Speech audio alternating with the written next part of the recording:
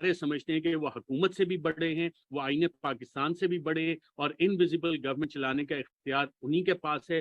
پاکستان میں اگر حب الوطنی کا سرٹیفکیٹ ہے تو وہ صرف ہم جاری کریں گے, کوئی اور حب الوطن نہیں ہے پاکستان میں. ہم جس کو کہیں گے وہ حب الوطن ہے, باقی سارے باغی ہیں, باقی سارے غدار ہیں.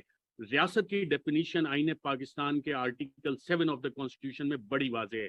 It is the parliament of Pakistan, the provincial assemblies, وفاقی حکومت اور صوبائی حکومتیں, باقی تمام اس کے الائڈ ڈپارٹمنٹس ہیں.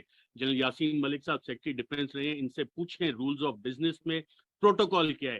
Army chief is suppose to report through the secretary defence, اس کے میٹنگز کے پروٹوکول کیا ہے. یہ والے سوالات نیوی اور ایئر فورس پہ کیوں نہیں اٹھتے؟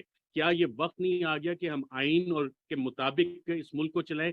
وہ ایک واحد راستہ ہے آپ کے پاس. جب آپ انڈیویجولز کو اتنا بڑا بنا دیں گے کہ جناب ٹھیک ہے اسی کے لیے پورے نظام کو آپ نے استعمال کرنا ہے, تو جو ایک رشتہ جس کا جنرل صاحب نے ذکر کیا اس پہ یقیناً سوالات اٹھتے ہیں.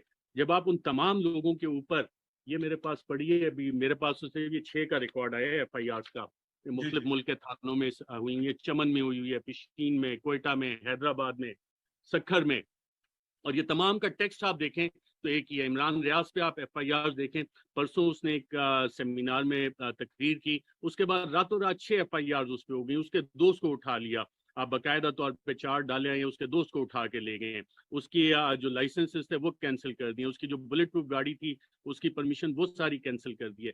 اور یہ سارا آپریشن جس طرح سے ہو رہا ہے, بڑی مشکل سے ہم نے کراچی میں وہ جو سیکٹر انچارجز تھے ان سے جان چھڑائی تھی باقاعدہ آپریشن کر کے.